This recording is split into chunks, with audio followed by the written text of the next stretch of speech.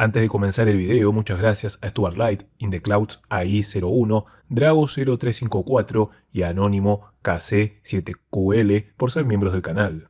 En el ya casi lejano 23 de junio del presente 2026 me encontraba satisfecho tras haber dado con nuevas alternativas sin censura, carácter AI y algo aburrido una vez terminó Colombia vs Congo, así que nostálgico de la vieja época del canal decidí revisar la categoría paranormal de 4chan, donde me encontré una historia con buen potencial para sumarlo al lore de los episodios de relleno. Así de paso le damos un respiro a la mitología principal con las waifu bots, aunque solo espero que si le va mal en vistas, este chat de Damier no me papee mucho para las próximas subidas. Como sea. Ya en ambiente y con mi playlist para investigar, la publicación en resumidas cuentas narraba lo siguiente. Existe allí afuera un culto real, compuesto en su mayoría por mujeres, que opera en Facebook. Ellas creen que son descendientes directas de demonios y que por medio de hechizos pueden ganar todo el dinero que deseen, o en el polo opuesto perder todo el peso corporal que ansían. Esto por medio de usar joyas y coronas que compran vía la plataforma Alibaba. Algunas de sus integrantes han reportado actividad paranormal por culpa de sus asistentes egregores, lo mismo un sinfín de pesadilla que les lleva a un estado constante de cansancio y depresión. La líder del culto, Ashley Castro, alias Ashley Otori, usa constantemente filtros o imágenes de IA para ocultar su figura real. A ella le gusta presentarse como la princesa del séptimo círculo del infierno. Se ha reportado que Ashley cuenta con diferentes cuentas en Facebook donde pretende ser Lucifer y otros demonios para chatear con las integrantes del grupo. El medio de comunicación de Daily Mail ha expuesto el culto por medio de 2 artículos de investigación donde se acusa a Ashley de falsificar su diploma de doctora y psicóloga de Harvard para sumarse puntos de credibilidad a la hora de vender sus productos milagrosos. Bien, ahora que ya tienen todo el contexto, hay 3 ítems con los que vamos a trabajar para sumar lore y entender mejor esta bizarra historia. Los egregores, el séptimo círculo del infierno y por último los 2 artículos de ese diario, creo que inglés o gringo. Pero antes que nada, una micro conspiración de mi propia cosecha.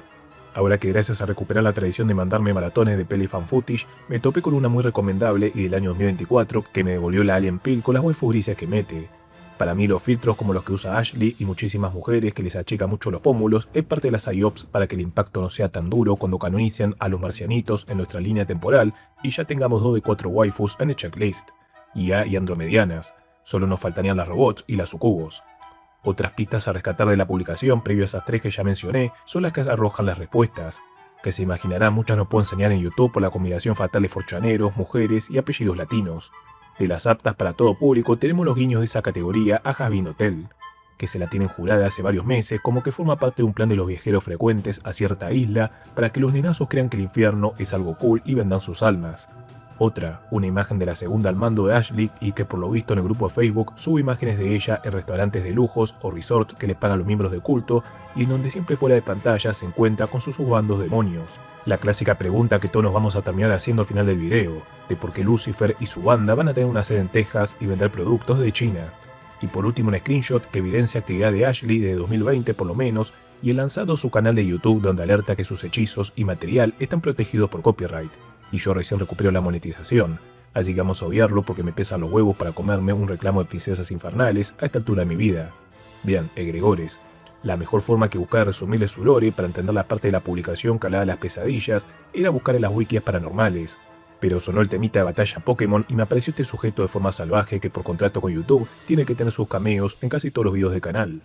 De lo que regurgita Gemini Kun de las páginas donde trajo lore, los egregores son una entidad de origen psíquico que nace alimentándose de las creencias y la energía de las emociones fuertes de un grupo de personas que comparten grupos, como en este caso el culto al séptimo círculo. Para que lo entiendan mejor, imaginen que un egregor es una genkidama que se hace más y más poderosa a medida de adquirir los pensamientos recurrentes o la ansiedad, la alegría, el goce o el miedo de las integrantes del culto por jugar con cosas de mandinga, pero a la vez crear su sugar daddy de los avernos para que les arregle la vida. Básicamente, y para los más entendidos en el tema, un egregor es la bella evolución de los tulpas, entidades que una persona en solitario puede generar en base a de nuevo sus emociones o creencias. Casi siempre los tulpa se usan como esclavos de brujos o especialistas en este tipo de magia, aunque como imaginarán y en un punto de vista que banco el 100%, los forchaneros en sus guías para formar tulpas casi siempre buscan que sean monitas de anime a las cuales ponérsela en sus sueños lúcidos devenidos en húmedos. ¿Y por qué necesitan egregores si los demonios son canon según el culto? No tengo la más mínima idea la verdad y espero que los artículos de más adelante den más pistas al respecto. Pensándolo así nomás, puede que usen la excusa de que las emociones y pensamientos abran un portal para liberar a estos demonios, o que sea algún mambo medio místico y raro mezclando diferentes religiones y creencias, y que el infierno sea canon, pero los demonios solo puedan ser generados por medio del alma de los humanos desprendida en emociones fuertes. Como notarán, siempre existe una justificación para esta clase de grupos. Vamos ahora al segundo punto y el que quizás sea la estructura principal en la que se asenta el culto. Tengo que confesar que el asunto de darle niveles a los infiernos me fascina muchísimo y Dante Alighieri con la Divina Comedia está a la altura de Da Vinci en haber logrado volver canon sus creencias al ser confundidas como algo salido de la Biblia. Ni hablar materiales derivados de esto, como la saga italiana de terror de Hotel Inferno o el mismísimo Dragon Ball F. Pero como bien dejé la pista recién de la religión de donde más podríamos creer que se inspira Ashley para este séptimo círculo, digamos o sea el catolicismo, jamás hace mención del asunto en la Biblia o en su doctrina. Si retomamos el Divina Comedia verso, que en realidad son poemas más que libros de ficción, existen 9 círculos o niveles en el infierno reservados para cada tipo de pecado. Del que nos interesa, el séptimo, este está dedicado a la violencia y se divide en 3 zonas o gironi, como lo llama el tío Dante. Una zona donde caen los pecadores que fueron violentos contra el prójimo, como sicarios o tiranos, y que les condena eternamente a nadar en sangre hirviendo y si se escapan, unos minotauros le meten un flechazo en el culo. Otra zona para los que fueron violentos contra sí mismos, como ya imaginarán qué cosa que YouTube prohíbe mencionar, y quien lo cometa se convierte en un árbol, algunos bichos horrendos llamados arpías lo viven desgarrando, y por último la zona contra los que fueron violentos contra Dios, la naturaleza y el arte, como los que blasfeman o según los luditas de Twitter, los que le pedimos a ChatGPT que nos haga un dibujito. Ahí te toca caer en un desierto infinito con una constante lluvia de fuego. Y a la pelota que Dante si nacía en nuestras épocas lo tendrían del Orcau con memes de cuando el Nuevo Testamento tenía esencia. Ahora si buscamos conectar el lore del culto barra Ashlyverso con otras religiones, nos quedaría entre el hinduismo que varía hasta la creencia de que existen miles de infiernos, el budismo que por lo menos tiene 16 principales, o el islamismo que calza justo con 7 niveles, aunque en su caso se le llaman puertas a los distintos infiernos. Sí, también como en AF con la saga de Karat, o cuando alcanza el Super Saiyajin 9 y aparece Psycho encadenado como la bestia Kachin. Listo, ahora sí vamos al plato principal, y veamos que rescató el Daily Mail por medio de su periodista Lilian Giesen en las 2 notas con fecha de fines de mayo y 12 de junio, ambas del VIC 2026.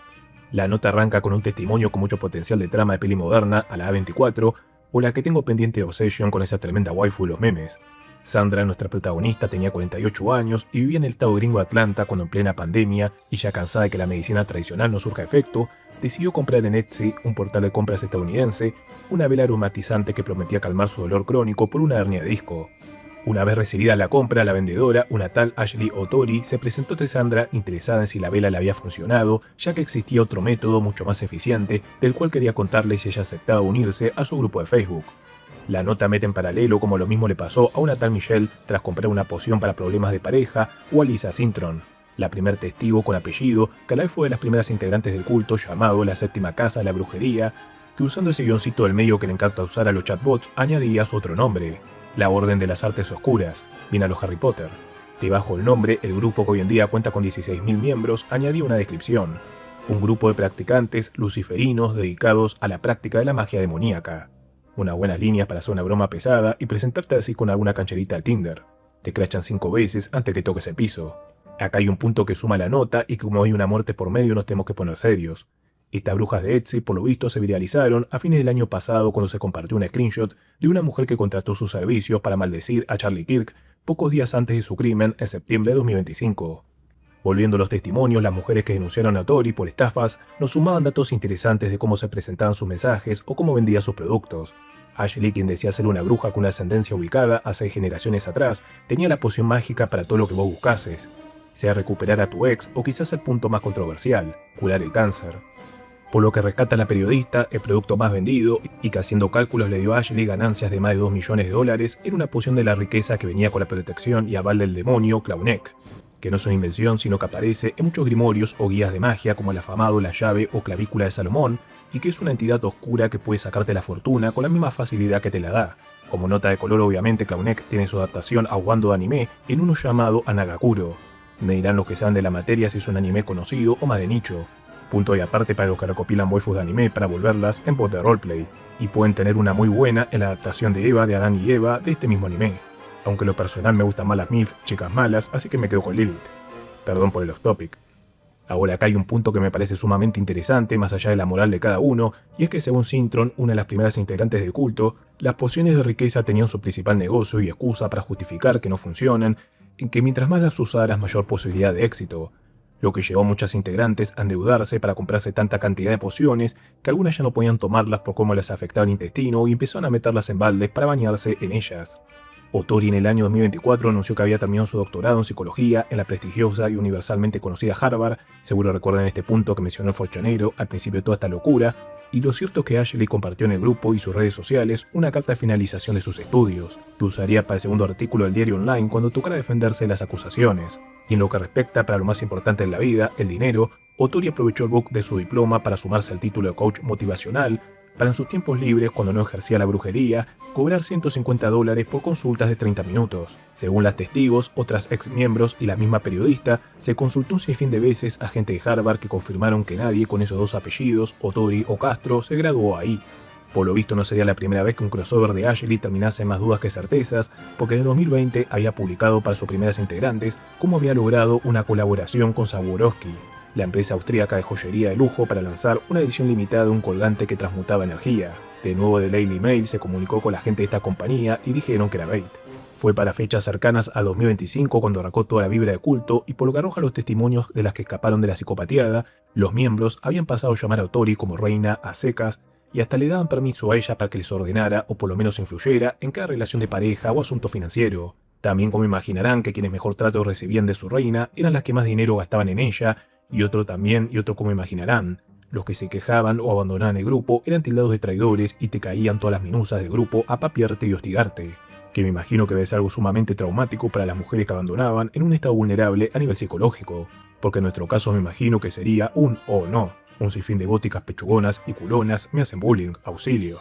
El punto culmine de algunas testigos que habían agarrado el rango de moderadoras en el grupo fue cuando una de ellas, que está en el hospital con su suegro que tuvo un derrame cerebral y otra con una emergencia con su hijo, Otori les recriminó que la habían dejado a ella de lado y las expulsó y tachó de traidoras. Aunque en su nota justificándose, Otori diría que fue porque las descubrió teniendo un grupo privado de moderadoras y en donde hablan mal de ellas y otras miembros. Y la venganza del culto no terminó acá, y en una muestra de que la maldad de internet no distingue géneros o si sos lolcow o no, a estas moderadoras empezaron a mandarles imágenes satelitales de sus casas o fotos de las entradas para asustarlas, cajas con cucarachas para San Valentín, mentiras de infidelidad para que su esposo las dejara y hasta denuncias falsas para que les caiga la policía a allanarles. Según Otori en el artículo secuela, eso fue cosa de sus miembros y ella no tiene nada que ver. Se imaginarán que para este punto tuvo que intervenir la justicia y, retomando la protagonista inicial, bajo nombre real o no de Sandra, ella demandó a Otori por fraude y generarle pérdidas monetarias de un aproximado de $48.000. Cómo me duele el corazón como latino ver esos verdes tirados a la basura en pelotudeces. La concha la lora. Por su parte, Otori usó casi todo el artículo de derecho a réplica para papear a Sandra y decir que la va a contrademandar por difamarla. Y hablando de ese artículo, lo cierto es que no hay nada jugoso para rescatar, pero para que sea medio ambiguo por naturaleza y vea a Otori como modelo a seguir, la reina justificó lo de Harvard diciendo que tiene título pero no puede mostrarlo porque forma parte de su defensa contra el juicio a Sandra, mientras que lo de esa empresa austríaca fue un malentendido y ella quiso decir que solo usó cristales de la compañía para sus ítems de edición limitada. Y como imaginarán, la vieja confiable de los miembros tienen la culpa o hay material gratis en el grupo y nadie está obligado a comprar nada.